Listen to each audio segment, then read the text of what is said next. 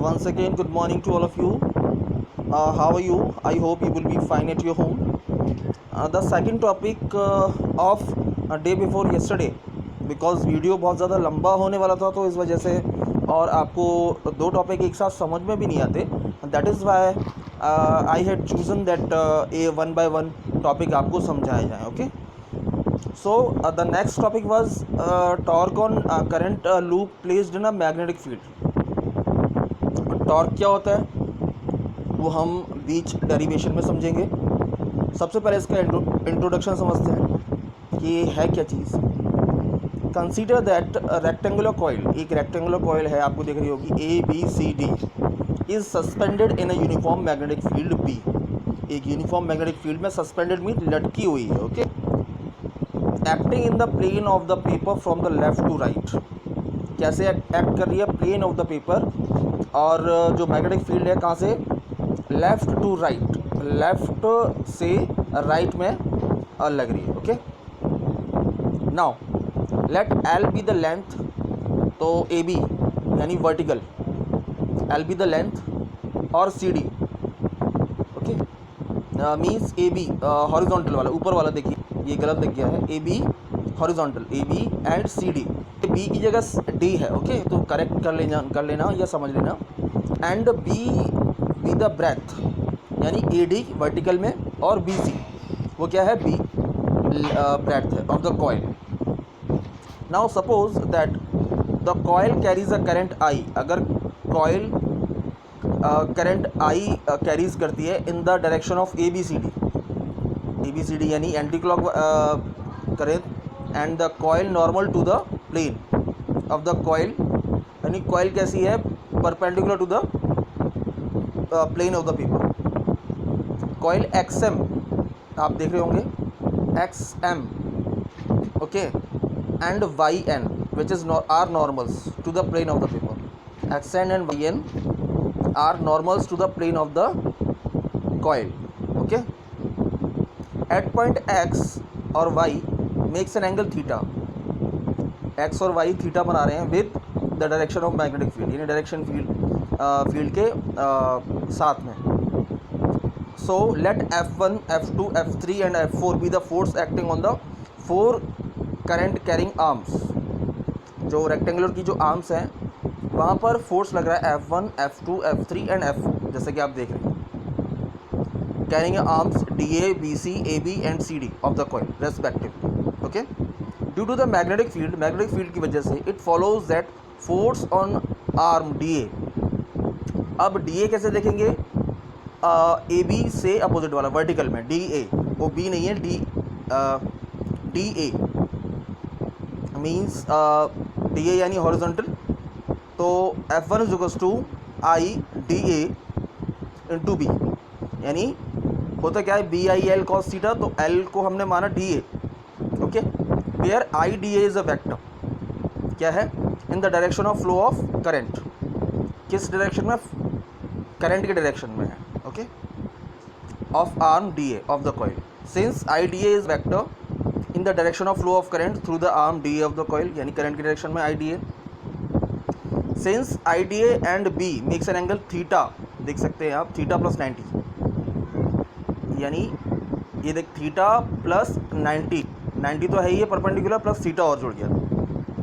We have F1 is equals to I D A cross B sine theta plus 90, sine 90 plus theta, which is equals to I B cos theta.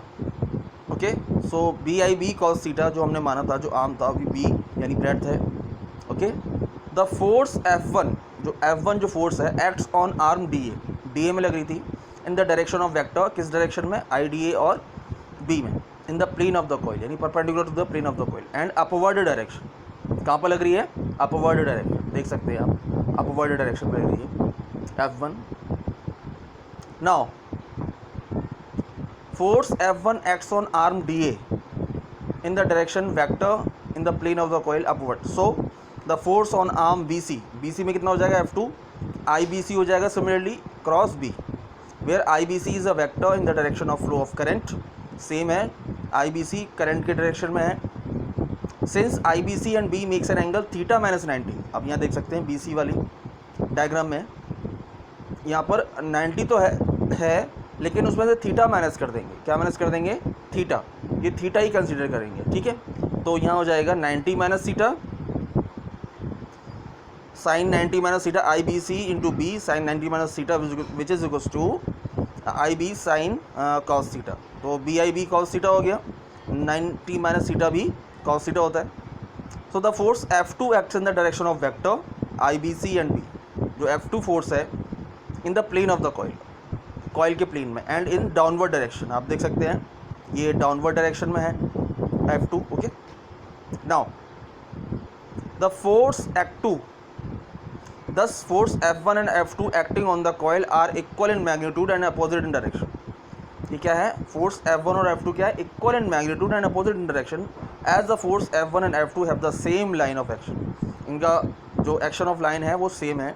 The resultant effect on the coil is zero. क्या होगा? The resultant effect will be zero. Now the force on arm A B. अब A B में देखते हैं, यानी vertical में देख लीजिए। तो F3 is equals to IAB into B, where IAB is the vector in the direction of flow of current के डायरेक्शन में है IAB through the arm AB of the coil। The angle between the direction of the magnetic field and the side of the AB is 90 degree. 90 degree होगा क्योंकि perpendicular vertical direction में है F3। तो IAB cross B L क्यों है? क्योंकि हमने AB को L माना था साइन 90। तो IL B sin 90 is equals to 1, तो BIL या फोर्स F3 हो गया। Now the force F3 acts in the direction of vector IAB into B, current के डायरेक्शन में और परपेंडिकुलर टू द पेपर, यानी कॉइल के परपेंडिकुलर लग रहा है, ठीक है, एंड टुवर्ड्स द रीडर। और कहाँ लग रहा है? हमारी तरफ जो पढ़ रहे हैं। Finally the force on arm CD F4 ICD, similarly CD where ICD is a vector in the direction of flow of current। I current और ICD same direction में है। As the angle between the direction of magnetic field and the side CD is 90 degree, so we have F4 is equals to ICD cross B sin theta IL, क्योंकि CD को भी हमने L माना था, तो which is equals to sin 90 is equals to 1, तो BIL। So therefore the force F4 acts in the direction of vector ICD into B perpendicular to the plane of the paper। Force कहाँ लग रही है? Perpendicular to the plane of the paper and away from the reader, यानी opposite direction में लग रही है, F3 से opposite direction, okay. Now thus the two forces F3 and F4 are equal in magnitude and opposite in direction. Figure shows, जो figure देख रहे हैं, द ओरिएंटेशन, यानी ओरिएंटेशन मतलब rotation of the forces F3 and F4 on the arm AB and CD, यानी AB और CD में क्या होगा? When seen from the top of the coil, अगर हम कॉइल को देखें ऊपर से, as a two forces have difference lines of action, अलग अलग लाइंस ऑफ एक्शन है, AB अलग है, CD अलग है वर्टिकल डायरेक्शन में। They constitute a torque. Torque means एक घुमाव, whose magnitude is given by tau is equals to either force into KD। KD क्या है? KD is the perpendicular distance between the forces F3 and F4, यानी एक perpendicular distance है F3 और F4 के बीच में।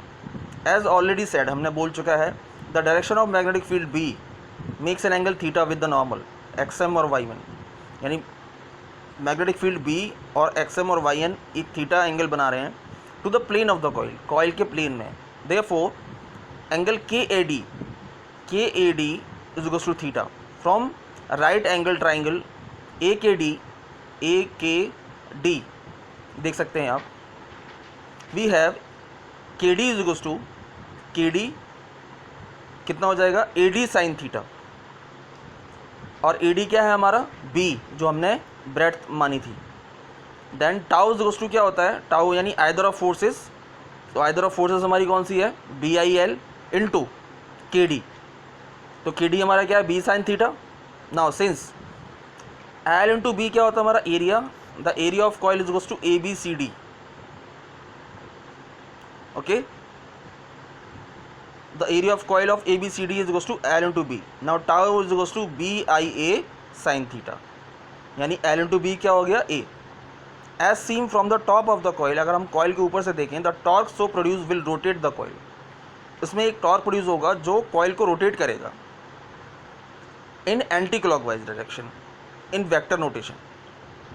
वेक्टर नोटेशन में उसको एंटी क्लॉकवाइज डायरेक्शन में मूव करेगा। Tau is equals to representation of I A into B, where A is a vector representing the area. A क्या रिप्रेजेंट कर रहा है? Area of the coil, and is directed along, कहाँ direct कर रहा है? वाई एन और Y dash N, normal to the plane of the coil, यानी परपेंडिकुलर एक्ट कर रहा है। Now I A is equals to M, the magnetic dipole movement of the current loop. I A क्या है? M, magnetic dipole movement. Dipole means एक pole होता है और यहाँ पर दो पोल हो गए तो कितना हो गया? डाइपोल हो गया, है ना। तो डाइपोल मीन्स एक इस तरफ मूव करेगा तो दूसरा अदर मूव करेगा, अदर डायरेक्शन मूव करेगा। तो टाउ यहाँ पर क्या हो गया? Tau is equals to M into B, यानी magnetic dipole into magnetic field. So this is the derivation, or we can say explanation of torque